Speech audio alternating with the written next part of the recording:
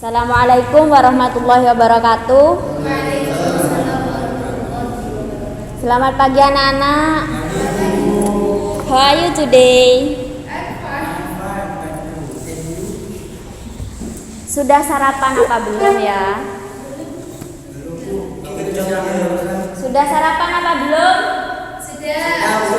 Coba suaranya yang semangat. Assalamualaikum warahmatullahi wabarakatuh. Waalaikumsalam warahmatullahi wabarakatuh. How are you today? I am fine. Baik, untuk meneruskan materi minggu lalu, sekarang materi tentang bab 2, yaitu hidup tenang dengan kejujuran, amanah dan istiqomah. Nah, di sini manusia diciptakan untuk jujur, amanah dan istiqomah. Ketiga perilaku itu sangat penting berada di dalam diri manusia, karena sikap kejujuran, amanah dan istiqomah itu mencerminkan kepribadian dari seseorang. Coba sekarang saya tanyakan, apa sih maksud dari kejujuran itu? Tidak pernah bohong, Bu. Bagus. Coba siapa lagi? Arti dari kejujuran. Berkata apa adanya, Bu. Nah, coba Mas Zainul sama Mbak Fitri. Arti dari kejujuran. Berbicara apa adanya. Ya, Mas Zainul Tidak berbohong. sama ya jawabannya.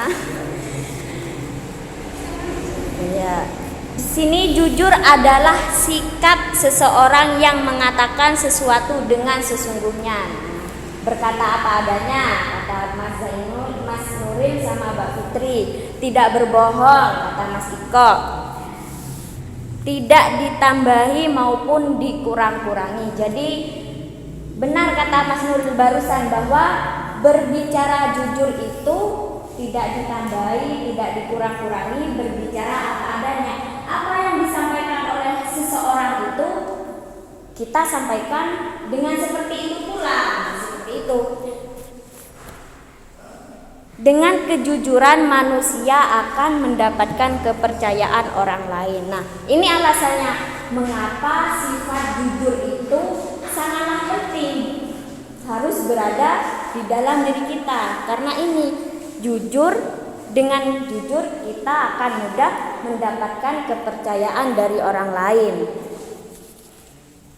Nah, sebaliknya jika seseorang suka berkata bohong, maka kita tidak akan mudah untuk mendapatkan kepercayaan dari orang lain. Nah, selain itu dengan sifat kejujuran ini kita akan mudah mendapatkan teman, akan mudah untuk bermasyarakat, seperti itu. Sekarang coba sebutkan beberapa manfaatlah dari adanya sifat kejujuran di dalam diri kita. Coba. Bagi Allah dan orang lain. Ya, bisa. Lagi, siapa lagi? Dapat dipercaya. Pintar. Ayo, Mas Iko sama Mas Nuril. Dapat banyak teman. Pintar, Mas Iko mungkin belum sarapan ya kok Zom. Iya. Sama, Bu.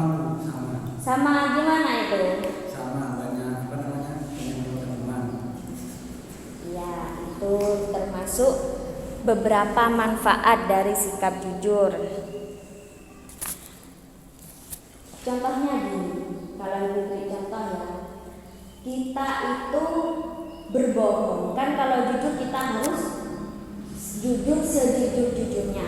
Namun kan kita manusia, apakah kita bisa untuk jujur 100%? Apa yang orang sampaikan kepada kita, apakah kita bisa untuk menyampaikan seperti itu juga kepada orang lain? Bisa bangga?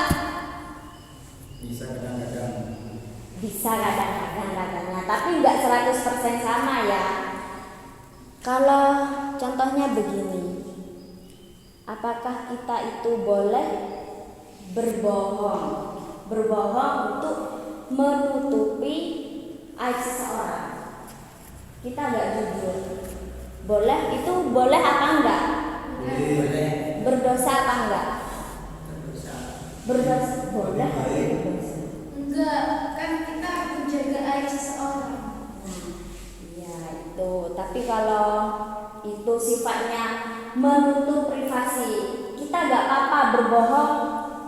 Namun berbohongnya itu hal-hal yang baik. Tapi kalau kita ujian nyontek, ditanya sama bu guru, kamu nyontek? Enggak bu.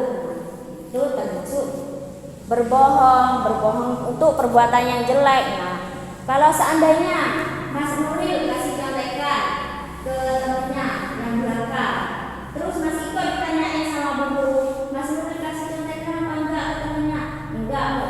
Nah, ini dua-duanya dosa. Itu.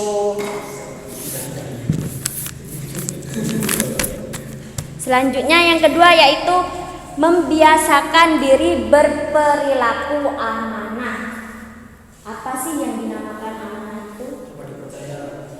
Dapat dipercaya. Pinter itu. Ayo, Mbak Fitri apa? Amanah dapat dipercaya. Kalau Mas Nuril sama Mas Iko sama juga.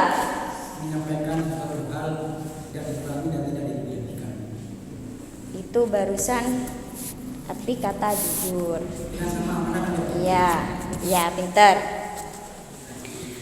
Secara bahasa amanah bermakna al-wafa, memenuhi dan menyampaikan. Nah, menyampaikan atau memenuhi sesuatu yang harus kita sampaikan kepada orang lain.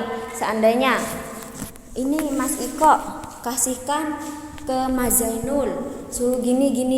Nah, Mas Iko wajib untuk menyampaikan ke Mas Zainul apa yang Bu Guru perintahkan untuk Mas Zainul. Nah, seperti itu. Dan amanah juga berarti wadiah atau titipan. Seandainya Bu Guru, Mbak Fitri, Bu Guru nitip uang ya 500.000. Nah, itu gak boleh diambil. Meskipun diambil 1.000 saja, itu dosanya besar karena bukan haknya Mbak Fitri, itu hanya uang titipan. Sedangkan secara istilah amanah berarti memenuhi apa yang dititipkan kepadanya. Amanah melengkapi segala yang diperintahkan kepada kita sehingga harus dipelihara, dilaksanakan serta dilayani baik berupa harta, kehormatan maupun hak. Nah, dari penjelasan barusan dapat dimengerti bahwa amanah adalah sikap memenuhi atau menyampaikan secara sesungguh-sungguhnya. Mungkin ada yang ditanyakan tentang sifat amanah sebelum ibu yang menanyakan. Baik, kalau seandainya Mas Nuril sama Bu Guru dikasih amanah, Mas Nuril ada kebohongan saja 30% dari yang ibu amanahkan, bagaimana perasaannya Mas Nuril? Apa gelisah atau kepikiran? Ya, takut. Itu dampak dari menyepelekan sifat amanah. Takut, kebayang-bayang, aku takut nanti aku ditanyain gini sama Bu Guru, sedangkan ke Mas Zainul aku bilangnya gini, gak sama gimana ya gitu. Takutnya berdampak pada nilainya Mas Nuril, nanti dikurangi sama Bu Guru nilainya kalau itu beneran terjadi sama Mas Nuril. Dampak dari sifat amanah ini yaitu hilangnya rasa peduli dan tenggang rasa, selalu merasa was-was, gelisah, hidup tak tenang.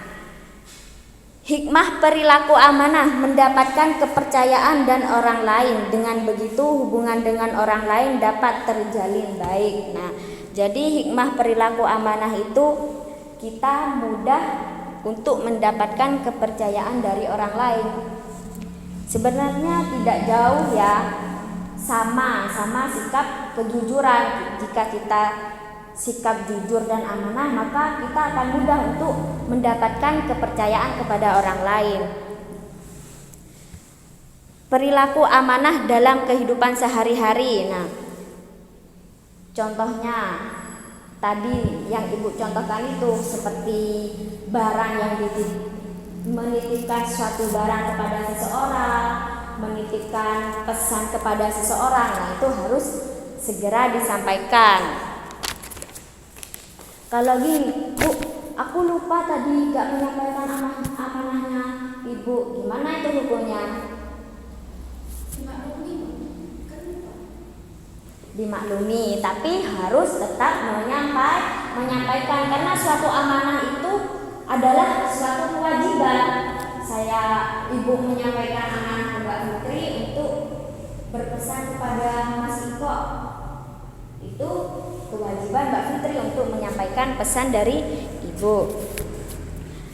Yang terakhir yaitu membiasakan diri berperilaku istiqomah. Apa sih yang dinamakan istiqomah itu? Menjaga waktu.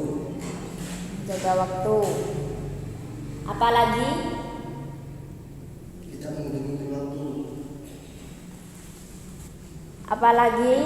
Mengerjakan sesuatu secara terus-menerus. Mas Nuril, mungkin yang dari pesantren. Kenapa pakai sarung, Mas? Celananya dicuci Di rumah. di rumah. Kirain tadi habis mandi kolam dan keluar celana. Menurut Kamus Besar Indonesia, istiqomah adalah sikap teguh, pendirian, dan selalu konsekuen. Nah, tadi yang disampaikan Mas Zainul, tidak mengulur-ulur waktu, selalu mengerjakan sesuatu dengan tepat waktu. Sudah jelas ya tentang istiqomah. Adapun dalam pengertian lain, istiqomah artinya tegak dan lurus serta tidak condong. Nah, teguh pendirian ya istiqomah. Seandainya kalian mau sholat berjamaah, ada temannya satu, ayo tujuan ke aku untuk air, kayak katanya sembahyang dulu-duluan. Nah, kalau salah satu di antara kalian itu mau ikut, berarti kalian termasuk orang yang tidak istiqomah. Sebenarnya istiqomah itu gampang ya, kalau kita selalu melakukan dengan baik. Tapi kalau kita sering lalai dalam waktu, maka istiqomah berat bagi kita. Contohnya saja barusan Ibu bilangnya masuk jam 7, kalian datangnya jam 7:30. Itu termasuk istiqomah apa enggak? Sedangkan Ibu sudah nunggu 1 jam di sini. Selanjutnya yaitu Allah berfirman sebagai berikut. Bismillahirrahmanirrahim. Innalladzina qalu rabbunallahu tsumma istaqamu fala khaufun 'alaihim wa lahum yahzanun. Artinya sesungguhnya orang-orang yang mengatakan Tuhan kami ialah Allah, kemudian mereka tetap istiqomah, maka tidak ada kekhawatiran terhadap mereka dan mereka tiada pula berduka cita. Nah, jadi istiqomah itu sangatlah penting ya bagi diri kita. Nanti kalau kita lalai dalam waktu, seandainya sholat kita sering mundur-mundur sholat, itu hukumnya dosa, karena waktu akhir sholat itu saja bisa-bisa diharamkan untuk kita, karena kita lalai dalam waktu. Baru untuk kita dalam perjalanan sholat di akhir waktu itu tidak apa-apa. Selanjutnya yaitu hikmah perilaku istiqomah. Yang pertama, orang yang istiqomah akan memiliki hati yang tumanninah, tenang, tanpa diselimuti rasa takut ataupun khawatir dalam dirinya. Coba kalian kalau sholat tepat waktu itu rasanya bagaimana? Tenang pastinya kan, tidak mempunyai suatu tanggungan. Contohnya lagi, kalau pagi sekarang ini pagi dapat tugas, kalau nanti malam langsung dikerjakan, tenang apa enggak? Tenang. Coba kalian kalau mengerjakan tugas pakai waktu enggak ya? Kejar deadline. Bisa-bisa nyontek ya sama temennya. Kalau semester nyontek apa enggak? Mas Nurin. Yang kedua, istiqomah akan membawa dampak positif berupa kesuksesan dalam hidup. Nah, ini dampaknya dari hikmah dari istiqomah, karena kita melakukan suatu dengan tepat waktu, maka akan berdampak kesuksesan dalam kehidupan masing-masing. Tergantung diri kalian sendiri mau istiqomah ataupun tidak, tergantung kalian sendiri, karena perilaku istiqomah itu cerminan dari diri kalian sendiri. Kalian mampu tepat waktu atau tidak, seperti itu. Orang yang senantiasa istiqomah dalam menjalankan perintah Allah akan mendapatkan perlindungan dari Allah Subhanahu wa taala. Jadi, mengapa tiga perilaku ini sangatlah penting dalam diri manusia? Karena itu mencerminkan kalian sendiri, apakah kalian mampu berkata jujur, mampu berperilaku amanah, apakah kalian mampu berperilaku istiqomah, seperti itu. Jadi tiga perilaku ini sangatlah penting dalam diri kalian, karena dengan tiga perilaku ini kalian akan lebih didekatkan lagi kepada Allah, seperti itu. Akan mudah dipercayai, akan lebih mudah untuk bermasyarakat di kalangan masyarakat. Maka dari itu sangat penting bagi kalian untuk meletakkan tiga perilaku pada diri kalian sendiri, karena itu mencerminkan kepribadian diri sendiri. Baik, untuk tugas kalian, coba rangkum apa yang teman kalian ucapkan tadi sama yang dulu terangkan. Itu menjadi evaluasi sejauh mana kalian mengerti apa yang sudah Ibu sampaikan. Baik, untuk menutup pertemuan hari ini, kita lanjut minggu depan. Sebelum menutup pembelajaran hari ini, marilah kita mengucapkan hamdalah bersama-sama. Alhamdulillahirabbil alamin. Sebelum kita pulang, marilah kita berdoa terlebih dahulu. Berdoa dimulai. Selesai. Assalamualaikum warahmatullahi wabarakatuh. Waalaikumsalam.